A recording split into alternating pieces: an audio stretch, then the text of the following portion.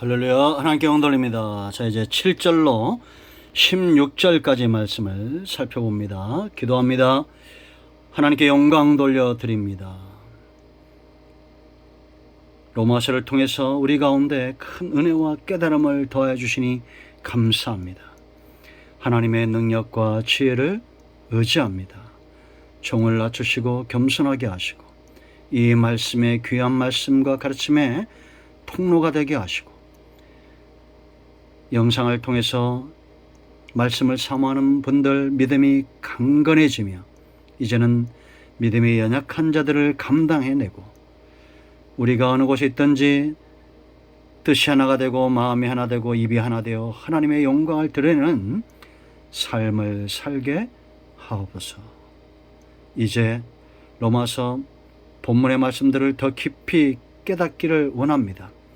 종을 낮추시고 겸손하게 하시고 하나님의 선하신 뜻을 보여주시기를 원합니다. 오늘도 말씀하실 하나님을 찬양합니다. 예수님의 이름으로 사모하며 기도합니다. 아멘. 자, 이제 7절로 16절 계속되는 강한 자들의 믿음이 강한 자들의 삶이고 그들의 사역입니다. 자, 7절 말씀 보면 7절을 읽습니다. 그러므로 그리스도께서 우리를 받아 그랬습니다.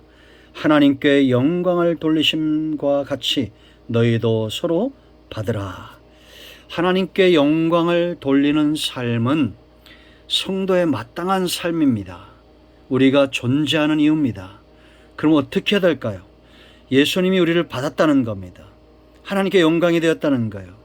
이게 무슨 얘기일까요? 받는다는 것은 그들을 구원으로 초청하고 용납하고 예수님께서 십자가에서 그 모든 죄를 다 감당하심으로 구원의 길을 여셨죠. 우리는 그 예수님께로 사람들이 돌아오도록 복음의 통로가 되는 삶을 살아야 됩니다. 받아야 된다는 겁니다. 죄인이든지 누구든지 다 내가 용납하고 받아들여야 된다는 겁니다. 교회는 누구든지 와야 됩니다. 누구든지 와서 믿음이 생겨나고 믿음이 연약한 자들이 강건해지고 이제는 하나님의 뜻을 옳게 분별하고 믿음 안에서 하나 되는 그런 삶이 되도록 받아야 됩니다. 예수님의 사역은 제자들을 받으셨고 수많은 병든 자들을 치유하셨고 그들을 다 구원으로 초청해서 하나님이 영광을 받으셨어요. 지옥 갈 백성들을 한 명이라도 줄이는 것 하나님이 영광을 받는 겁니다. 그렇지 않습니까? 하나님의 선하신 뜻이 이 땅에서 이루어지는 것 바로 구속사가 온전히 세워지고 하나님의 거룩한 나라가 세워지는 겁니다.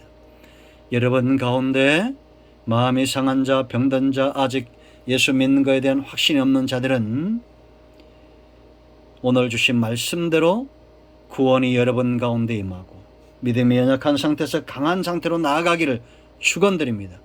제가 감히 바울처럼 나를 본받으라 말할 수는 없지만 예수님을 본받으십시오. 성경의 약속의 말씀들을 붙들고 본받고 세워지기를 축원드립니다. 자, 두 번째 8절 말씀부터 이제 할례의 추종자가 되었다는데 이건 할례 받는 백성이 되도록 기꺼이 종으로 섬겼다는 겁니다. 8절을 읽습니다. 내가 말하노니 그리스도께서 하나님의 진실하심을 위하여 뭐라 했어요? 할례의 추종자가 되어 하나님은 거짓말할 수 없다는 겁니다. 맞죠? 하나님은 거짓말할 수 없고 진실하신 분입니다. 그 하나님의 진실을 세우신 분이 예수님이고 오늘날 저와 여러분이 하나님이 얼마나 신실하고 진실하신 분인가를 세상으로 알게 하고 세상에 그 하나님의 진실성을 세워야 될 삶이 저와 여러분에게 있어야 됩니다. 그러기 위해서 우리가 어떻게 해야 된다는 거예요? 할례의 추종자, 사람들이 할례 받는 자가 되도록 기꺼이 종으로서 섬겨야 된다는 겁니다. 그럴 때 조상들에게 주신 약속들이 견고해지고 이방인들도 돌아와서 이는 그랬죠. 이는 목적입니다. 왜 우리가 할례의 추종자가 되어야 되느냐? 하나님의 진실하심을 왜 세워야 되느냐?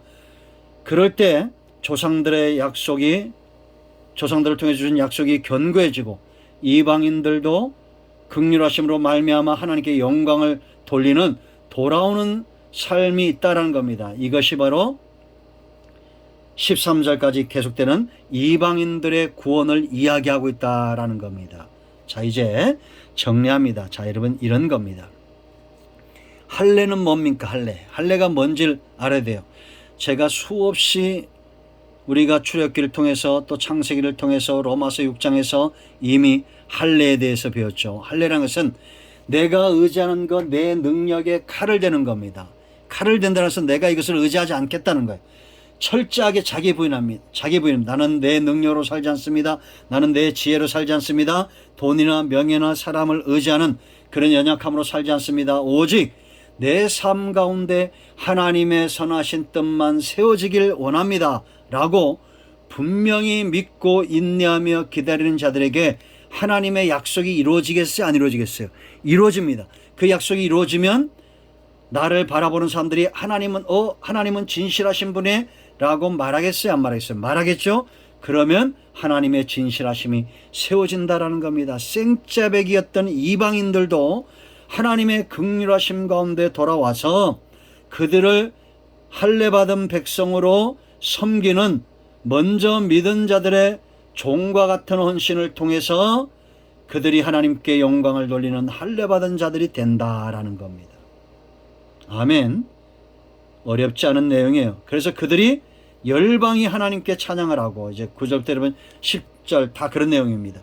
열방들이 주의 백성과 함께 즐거워하라 이렇게 말하죠. 여러분, 우리가 찬양하고 즐거워한다는 거, 이거 그 의미를 알지 못하고는 안 되는 겁니다. 하나님의 약속이 우리 가운데 이루어지고 그 분벌을 우리가 누리게 될 때 우린 찬양하고 감사하고 기뻐하게 될 거예요. 그러지 않습니까? 자, 11절 또 모든 열방들아 주를 찬양하며 모든 백성들아 그를 찬송하라. 이제 이방인들 열방들이 돌아와서 할례받은 백성, 언약 백성, 아브라함의 언약에 참여하는 자들이 되고, 그 약속이 이루어지는으로 인해서 하나님의 진실하심이 세상에 세워질 때 전도가 되는 겁니다. 하나님이 거짓말쟁이라면 사람들이 교회에 나오겠습니까? 안 나오잖아요. 그런데 그 하나님이 진실하시다는 것은 그 표는 누구를 통해서 나타나야 됩니까? 먼저 믿은 저와 여러분을 통해서 나타나야 된다는 겁니다. 그런데 우리가 할례받은 자로 살지 않고 또한 누구를 할례받도록 종으로 섬기지 않는다면, 내 욕심대로 행하고 그렇게 된다면 이단과 사이비들이 교회를 욕먹이고 하나님의 영광을 땅에 떨어지게 하듯이 또한 우리도 그와 같은 일에 쓰임받게 된다는 겁니다. 그러니까 할례가 굉장히 중요하다고 그랬죠. 그래서 할례는 8장 전에 있다고 그랬잖아요. 8장 전에. 알고 여기고 드리라. 내가 십자가에서 예수님과 함께 우리의 육성이 죽은 거 알라는 겁니다. 그렇게 여기라는 겁니다. 하나님이 그렇게 우리를 여겨주시는 겁니다. 이제는 의의 병기로 여겨야 됩니다. 알고 여겨야 돼. 드려야 됩니다. 드려야 돼요. 의의 병기로. 육체로 살지 않고 영을 쫓아 사는 자들이 되어야 된다는 겁니다.